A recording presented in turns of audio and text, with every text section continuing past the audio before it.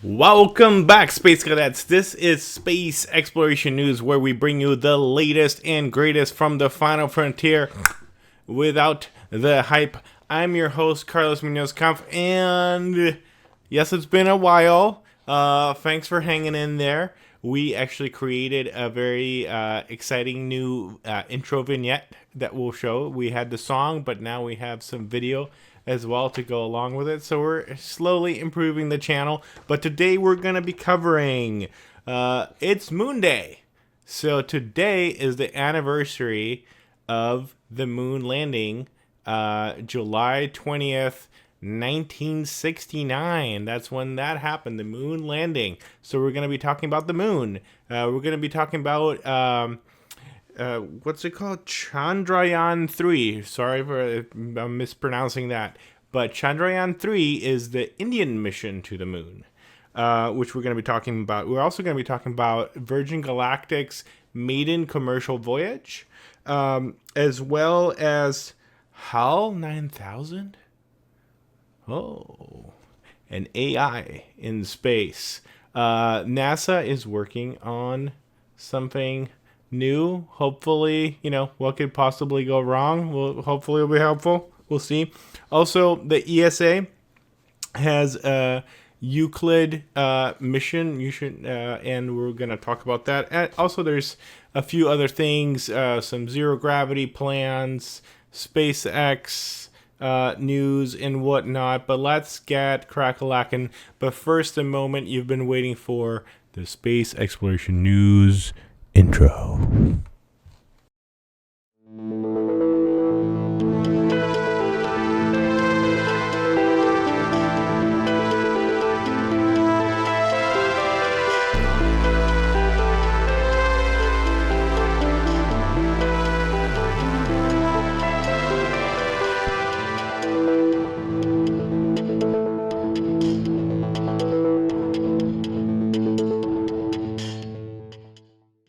Okay, and here we go. So it's Moon Day.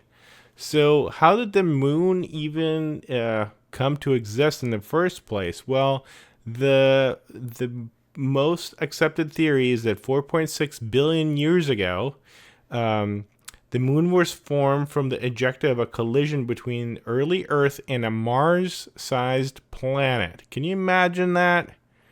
Let's just hope that doesn't happen again. That's intense. Approximately 4.5 billion years ago. The colliding body is sometimes called Theia. The giant impact hypothesis is currently the favored scientific hypothesis for the formation of the moon, as I said earlier. Now look at this cool little timeline here. So 4.6 billion years, that happens. And then 3.8 billion years, the moon was bombarded by asteroids and comets. Then 3.5 billion years ago, the moon has active volcanisms and lava flows.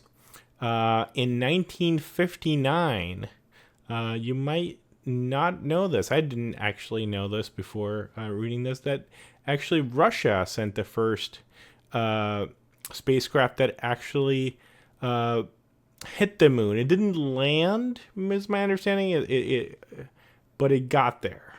So that was the first spacecraft. Please correct me if I'm wrong on that. Apollo 8 orbits the moon and sends the iconic Earthrise photo, and which that was a big deal. In 1969, we have the moon landing, and that's what we're celebrating today with Apollo 11.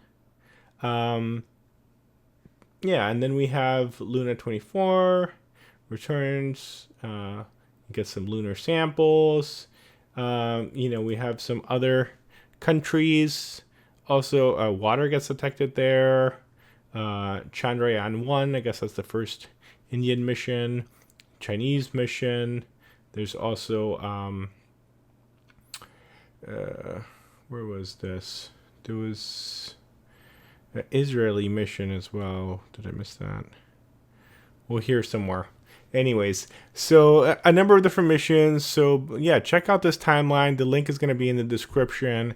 There's so much information here, but let's keep going. So let's talk about this Indian mission. So this is on Twitter for the ISRO. India celebrates International Moon Day, that's the day, in 2023 by propelling Chandrayaan-3 a step closer to the moon. So the fourth orbit-raising maneuver... Oh, let me just liven this. Sorry about that. The fourth orbit-raising maneuver is performed successfully from ISRO. And the next firing is planned on July 25th. So you can see here, it's doing these loops around the Earth, and then finally it's going to go orbit around the moon. And let's watch a little bit of that launch that was a few days ago. It took off just under an hour ago. It entered Earth's orbit shortly after. It's India's second attempt at a lunar landing, and if it's successful, the craft will deploy a rover near the moon's south pole next month, and India will become only the fourth country behind the US, the former Soviet Union and China to manage a controlled lunar landing. A little earlier, I spoke to astronomer and podcast host Jennifer Millard, who talked us through the launch of the rocket and explained how long it would take before it reaches the moon. Anyways, very cool. One thing that they describe later in this video is that it's a very inexpensive mission comparatively. So they were able to use their ingenuity to bring the cost down tremendously. Part of how they do that is the probe, the vehicle they're deploying is actually very small, but still very capable. So congratulations to the Indian team here and their accomplishments. Let's keep going. So we're going to talk about Virgin Galactic. So Galactic 1 crew safely returns to Earth. So this was a couple weeks ago. Virgin Galactic launched its first fully commercial flight of the Spaceship 2 space plane called VSS Unity on Thursday. That was on June 29th. The mission, known as Galactic 1, saw the team conduct 13 experiments examining thermofluid dynamics and the development of sustainable materials in microgravity conditions. Very cool. Let's watch a little bit of the video here. Into a reality. This morning, Richard Branson preparing to become the first person to ever go to space aboard his own spaceship. Shimmy like that while pulling down. There you go. How does that feel? Branson and his crew of 5 getting an early look Saturday at the Spaceship Unity, which will launch him into history this morning. The billionaire making it a huge production, even setting up a concert stage with pop stars. That's awesome. Cut a little bit down to the chase. If you're building a spacecraft, I'd love to... I think later on they actually show.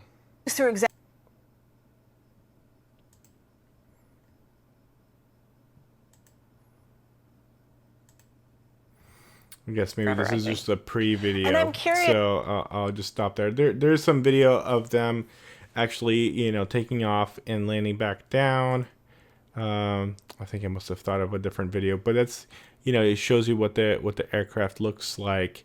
It's kind of like a catamaran kind of a thing. It's like it's got two jets on either side, and then in the middle, that's the rocket that launches off. So very cool, interesting design there. So let's move on to the European Space Agency. They're sending this probe called Euclid, and it's to explore the dark universe. So let's read a little bit about that.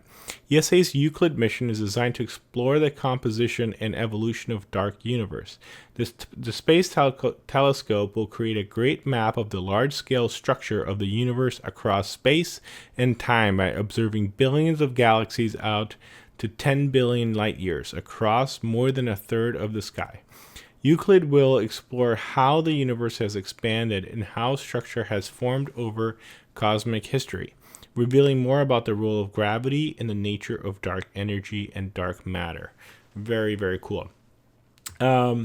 So the launch is to happen in July 2023, and from Cape Canaveral, Florida, United States, with a Falcon 9. I believe it already took place. Their goal is to get to Lagrange point 2, which is also where the point where, approximately where the Webb telescope is going. I looked a little bit into that.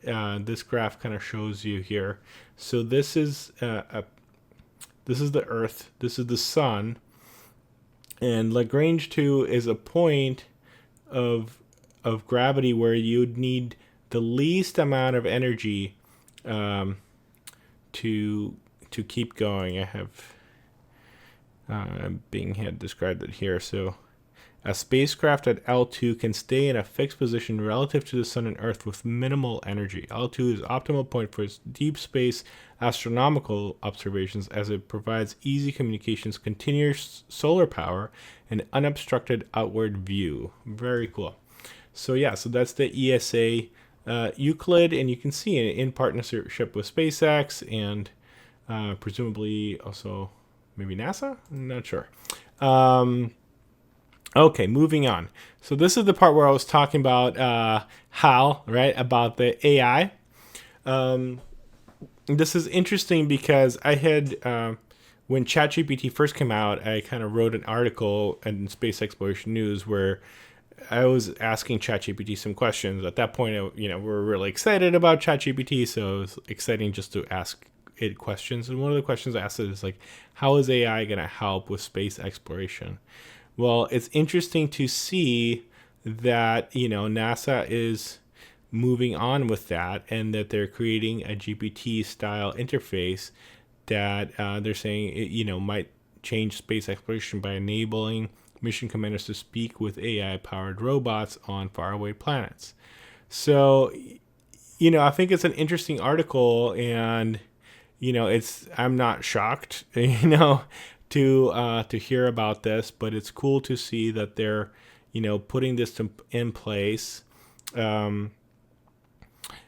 One of the things that they said, where was it? They were saying that they were going to use it to be able to communicate to probes in different planets. And I think that that's going to be really one of the really interesting things about AI is right now a lot of the communication with the bots hinges on, their traversal of the landscapes hinges on the communication, and there's a lag. But if you have an AI and it can make decisions in real time, then that's going to improve the capability of probes, being able to explore on their own and make decisions. So that's pretty exciting there. All right, so I'm going to jump here to SpaceX. Just a little bit of news here on Twitter that, there was that launch on 420. Obviously, it ended up in an explosion and a little bit of a environmental problem, to say the least. And so that has been a setback. So the good news is 8 hours ago, they announced the Starship Super Heavy Booster 9 transported to the orbital launch pad at Starbase for testing ahead of flight. So that's exciting that they're, getting back on the horse. I don't know where they're at with the legal hurdles from the environmental impact and how they're going to resolve that. But at the same time, I'm also happy that they're forging ahead with testing, hopefully with better safety next time. And just want to close with one more future-oriented post here. So this is the Vast Impulse. Vast is a company, sorry. Impulse in, I guess, another company to partner with this on a space station. So Vast, a company developing artificial gravity space stations out of Long Beach, has selected Redondo Beach-based startup Impulse Space to provide the propulsion system for Haven 1, the first commercial space station.